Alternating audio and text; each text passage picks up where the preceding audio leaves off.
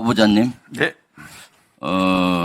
본 의원이 보니까 후보자님이 위증을 하는 것들이 많아요. 그 중에 몇 가지만 제가 얘기를 할 테니까 시간 관계상 그 오전에 속기록 보고 위증이 될 만한 건 오후에 정정을 해주세요.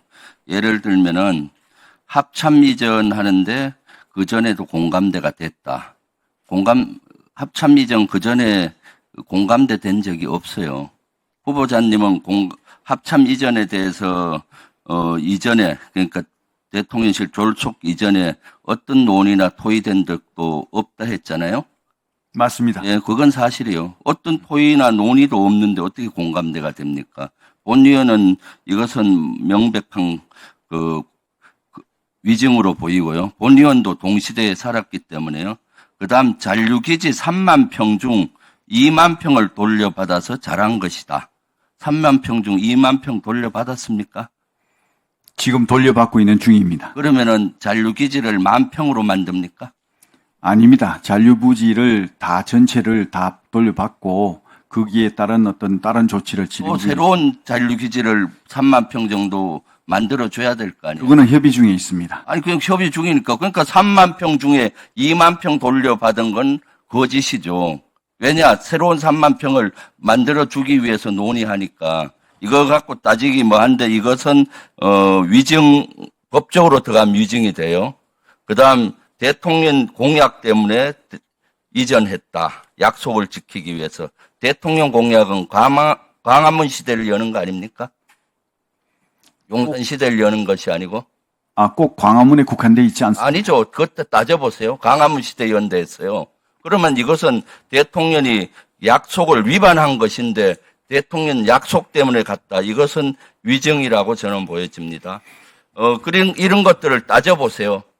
나중에 제대로 못 따지면 우리 당에서 고소 고발이 들어갈 수도 있으니까 따져서 정정하기를 바라요. 후보자를 위해서 제가 조언하는 겁니다.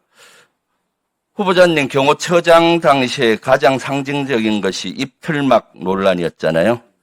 표현의 자유까지 막으면서 이렇게 입틀막 해야 되겠습니까? 여기에 대한 후보자의 입장은 뭡니까? 다시 한번 말씀드리지만 지금 그 대통령 경호라는 것이 국가 안위에 직결되는 그러니까 문제입니다. 경호 매뉴얼 때문에 했다. 매뉴얼에서 어쩔 수 없었던 합당한 겁니까?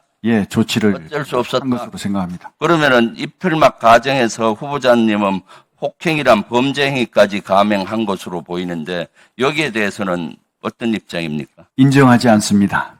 폭행을 인정 안 한다는 겁니까? 의원님 말씀 동의하지 않습니다. 아니, 폭행을 인정하지 않는다는 당연합니다. 이 사진 한번 보세요. 제일 위에 좌측이 김용현 경호처장 아닙니까?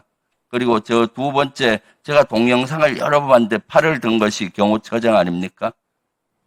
때리는 것까지. 동영상 한번 보세요. 내가 여기 동영상을 안 틀었는데 이것은 이 사항을 보게 되면은 명백히 폭행으로 보여요. 이걸 인정하지 않는다고요? 동영상이 있는데. 인정하지 않습니다.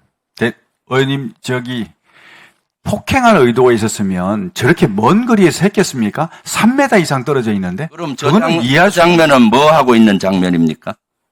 당시 사건을 빨리 처리하라고 빨리 이렇게 지금 왜냐하면 저런 사건이 소란해지고 오래 가게 되면 또 다른 어떤 그 사건이 또 여기가 생기기 때문에 팔 꺾은 모습이나 제가 분석해 보니까 다시 한번 보세요. 그 다음에 인정 안 한다고 하니까 동영상 오후에 한번 틀게 좀 배려해 주세요. 예. 그 다음 용산 이전 약속 때문에 했다는데 약속 때문에 하더라도 시행간에는 법과 절차를 지켜야 되겠죠? 맞습니다. 그런데 법과 절차를 어긴 것이 너무나 많아요. 대표적으로 한 예를 한번 들어볼게요. 지금 경호처장님 쓰는 숙소가 어디입니까? 해병대 사령관 숙소를 쓰고 있죠? 예, 그렇습니다. 지금도 거기 쓰고 있나요? 네, 그렇습니다. 그 해병대 사령관 숙소는 용산 한남동 간저 지역에 있잖아요. 네. 네, 거기인데 지난번에 보니까 4월 25일 날 해병대 사령관이 이사를 갔는데 한 일주일 전 정도, 18일 정도에 통보를 받았어요. 일주일 정도. 일주일 이내로 가라고. 누가 통보한지 아세요? 해병대 사령관한테 일주일 내로 집 비우라고? 확인하지 못했습니다. 해병대 전 사령관, 예비역 사령관, 아무 직책도 없는 사령관이 캠프에 있던 사령관, 여기서 이름을 하기는 뭐해서 내 그러는데 이 사람이 먼저 전화를 했어요. 나가라고 일주일 내. 이것이 법과 절차에 맞는 거예요?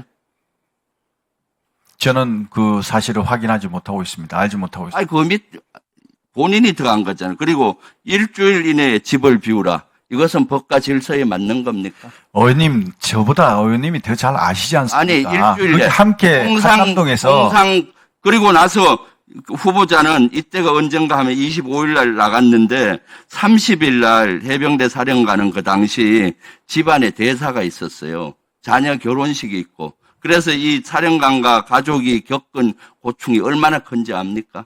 마치 해병대 사령관 공간을 일주일 만에 비우라고 하고 마치 쫓아내듯이 이렇게. 그래서 권력을 가졌을 때 그 사람의 태도가 어떤 것인가가 대단히 중요한데 그렇습니다. 그 다음 한번 보시죠. 대통령실 이전 하면서 국방부 건물을 뺏어서 들어가니까 국방부 일부 요원은 합참으로 들어가고 합참 일부 요원은 시설본부로 들어가고 또 일부는 방사청으로 기상청으로 밀려 집 뺏겨서 이렇게 5번이나 이렇게 되고 있어요. 그리고 국방사청은 있는 건물들은 다 폐건물을 이 모델링해서 들어갔다가 업무 효율이 떨어지니까 다시 복귀했어요. 건물을 뺏어서 들어갔을 때 국방부 장병들, 간부들, 근무자들이 얼마나 분노하고 얼마나 허탈했는지 아십니까? 그런데 어떻게 국방부 장관 수장으로 갈 수가 있나요? 그래서 후보자의 군생활 동안 저는 뭐 잘 하셨다고 보는데 그 이후에 보면은 이러한 형태들은 후보자로서 장관으로서 아주 부적절한 행위가 너무 많아요. 어떻게 생각하십니까? 어떻게 생각하십니까? 우선 그 위원장님 답변해도 되겠습니까? 네, 답변하십시오. 우선 그 해병대 사령관 관사를 뺏었다 이렇게 하시는 말씀은 저는 전혀 동의하지 않습니다. 왜냐하면 그 지역에 우리 존경하는 김병주 의원님이 함께 사셨습니다. 그 해병대 사령관 관사는 주 관사가 아니고 예비 관사입니다. 주 관사는 해병대 사령부에 있습니다.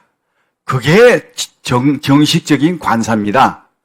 한남동에 있는 예비 관사는 서울에 혹시 외박 오거나 또는 뭐 필요할 때 쓰는 것이 여유 있는 예비 관사입니다.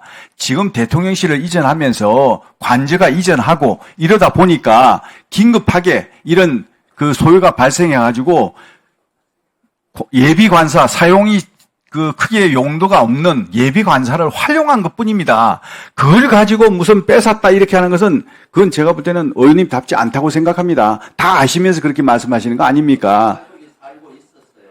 가족이 그게 살면 안 되죠. 왜 안 됩니까? 예비 무슨 말씀을 그렇게 하세요? 예비 관사입니다. 어느 공직자가 관사를 2개씩이나 가지고 있습니까? 이 대한민국에.